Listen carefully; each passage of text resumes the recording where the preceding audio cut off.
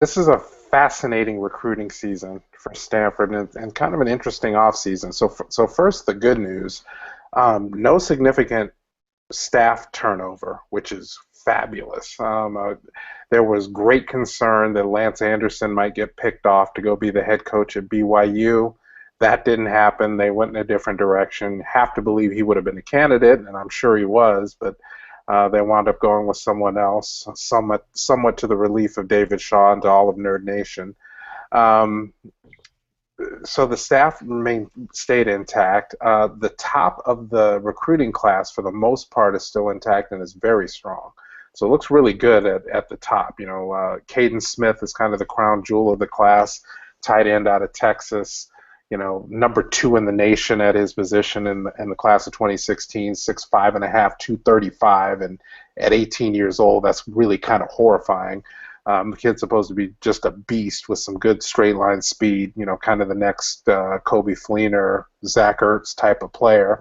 Another quarterback this season after taking a year off last year, KJ Costello out of Southern California. Number 3 pro-style QB in the nation. That's a great get. He was a very early commit, and he's stayed firm on the card. Outside linebacker Curtis Robinson from Southern California as well. Another prize recruit, probably going to have to bulk up a little to play outside linebacker in the Pac-12. Could wind up being kind of a nickel corner, run stopper type.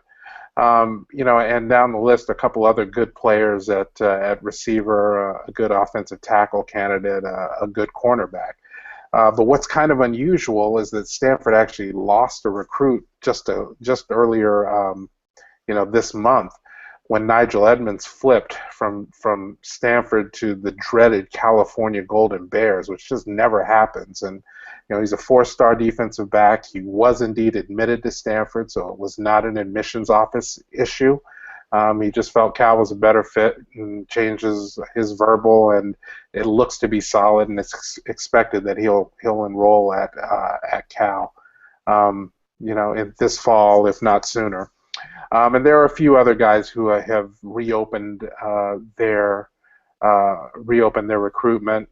No definitive word on exactly what's behind that, but this time of year, it's not completely atypical for Stanford to lose a couple of guys to the decommitment route, and typically it means admissions issues, but I'm not going to speculate on that.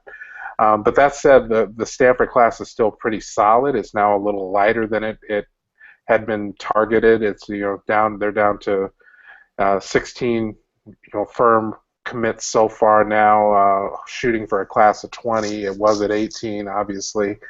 And there are still a couple of people in the hopper who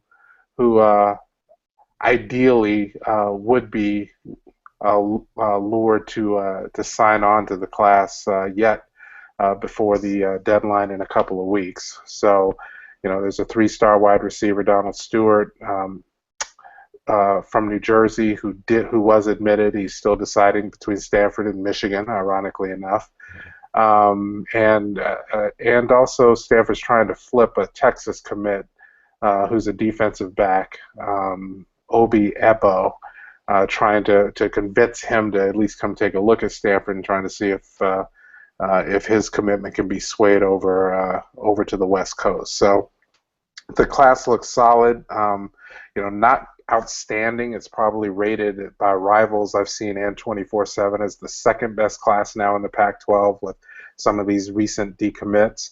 It had been the number 1 class in the conference prior to that. Still could climb back up there. We'll see. One thing that's been interesting and very positive in the David Shaw era, he's tended to close stronger than any of his recent predecessors, frankly, including Jim Harbaugh, from a recruiting standpoint. So we'll see how it goes this time around. But there are some fairly significant shoes to be filled, as I'm sure you well know. Nick, Don, and I have had the discussion many times that Stanford's not exactly the place where they get that crazy about recruiting rankings. So if they're 27th in the country, alarms aren't firing off all over the place. Your thoughts about the recruiting class at Palo Alto at this point? There's a lot of folks even with some of these decommits that are saying this could be the best recruiting class in Shaw's tenure for Stanford. You're right. I don't think a lot of folks at Stanford get riled up, and I think that's partially because guys like Harbaugh and Shaw came in and they excel at coaching players up. Yep. Don can correct me, but I don't know if Stanford's consistently had the best recruiting class in the Pac-12, yet they've consistently won the Pac-12 3 of the last 4 years. Yeah, So that is a fact. So, we all love to place a lot of emphasis on recruiting, and we see schools like Alabama do it very well, but Shaw has proven he doesn't need boatload. He doesn't need 25 five-star athletes every year to compete. He can do a heck of a lot more with a heck of a lot less than plenty of other coaches in this country. So I think that's probably why a lot of people don't get as excited or as fired up. Having said that, the recent couple of decommits we've seen have gotten people to pay attention. But I believe there was a running back who just decommitted earlier in the week. Mm-hmm. But I think not just academic, so that's normally where I'd go first because it's not like Stanford's easy to get into. But oddly enough, there's this weird scenario that Stanford I don't think, has seen for a while. At some positions, they're just a little too deep. Right. And if you're, I believe the running back, if you're the incoming running back and you went to this big visit weekend and you saw 2 other running backs in your class that were better than you saw Bryce Love on your depth chart, ahead of him you saw Christian McCaffrey. You got to think, man, if I want to get to the NFL, I got to see some playing time. A Stanford degree is great and all, but I'm never going to play it down if I come here. Maybe I should think about this. I get it. Back in the day, USC had that problem with QB, and now it's come to Stanford. It's a good problem to have.